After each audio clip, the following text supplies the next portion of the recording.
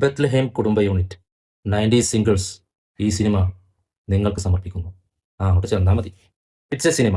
അങ്ങനെ പ്രേമലു എന്ന വമ്പൻ ഹിറ്റിന് ശേഷം ഗിരീഷ് ഏടി വീണ്ടും വന്നിരിക്കുകയാണ്. Bethlehem Kudumba Unit, Nivin Pauly, Mamitha Baiju combo. ഒരു പക്ക എന്റർടൈനർ ഗിരീഷ് ഏടി പടം. ത്രൂ ഔട്ട് ഫുൾ ഫൺ മോഡിലാണ് പടം പോകുന്നത്. തുടക്കം മുതൽ അവസാനം വരെ ഫുൾ ചിരി. പോണവനും വന്നവനും നിന്നവനും എല്ലാവരും കൗണ്ടറിന്റെ ആറാട്ടാണ് പടം.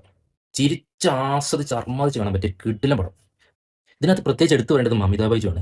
മമിത ബൈജു എന്നൊരു ആക്ട്രസ് ഇപ്പോൾ എവിടെ എത്തി നിൽക്കുന്നു നോക്കണം നമ്മൾ. പ്രത്യേകിച്ച് ഇമോഷണൽ സീൻസുകളൊക്കെ എന്ത് ഭംഗിയായിട്ടാണ് അവർ അത് അഭിനയിച്ച് ഫലിപ്പിക്കുന്നത്. മമിതയുടെ ഒരു ക്യാരക്ടറൈസേഷൻ ഒരു ഫ്രഷ് ഫീൽ തന്നെ വന്നിട്ടുണ്ട്. പുള്ളിക്കാരി ഇതുവരെ ചെയ്ത കഥാപാത്രങ്ങളായിട്ട് യാതൊരു ബന്ധവുമില്ല. പ്രത്യേകിച്ച് എടുത്തു പറയേണ്ടത് ഇമോഷണൽ സീൻസ് അഭിനയിച്ച് ഫലിപ്പിച്ചതാണ്, പ്രത്യേകിച്ച് ക്ലൈമാക്സോടൊക്കെ എടുക്കുമ്പോൾ. അതുപോലെ തന്നെ നിവിൻ പോളി, പണ്ട് വിനീത് ശ്രീനിവാസൻ പറഞ്ഞിട്ടുണ്ട്, നിവിന് ചെയ്യാൻ പറ്റിയ ചില കാര്യങ്ങളുണ്ട്, അത് വേറെ ഒരു ആക്ടറെ കൊണ്ട് അത് നടക്കില്ല. പുള്ളി പല പടത്തിൽ തന്നെ തെളിയിച്ചതാണ്. ഇത് വീണ്ടും അതേപോലത്തെ ഒരു സംഭവമായിട്ട് വന്നിരിക്കുകയാണ്. അത് പുള്ളി തൂക്കിയിട്ടുണ്ട്.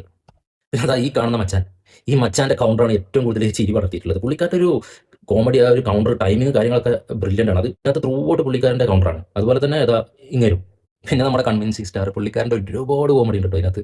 സംഗീതിന്റെ കൗണ്ടർ പുള്ളിക്കാർ, പിന്നെ സിറ്റുവേഷണൽ കോമഡി, പിന്നെ നമ്മുടെ മറ്റേ ഈ പുള്ളിക്കാരൻ നമ്മുടെ ജസ്റ്റ് കിടലായിട്ട് ചെയ്തിട്ടുണ്ട്. അങ്ങനെ വീണ്ടും ഒരു നിവിൻ പോളി സിനിമ പോസിറ്റീവ് റെസ്പോൺസോട് കൂടി കുതിച്ചുകൊണ്ടിരിക്കുകയാണ്.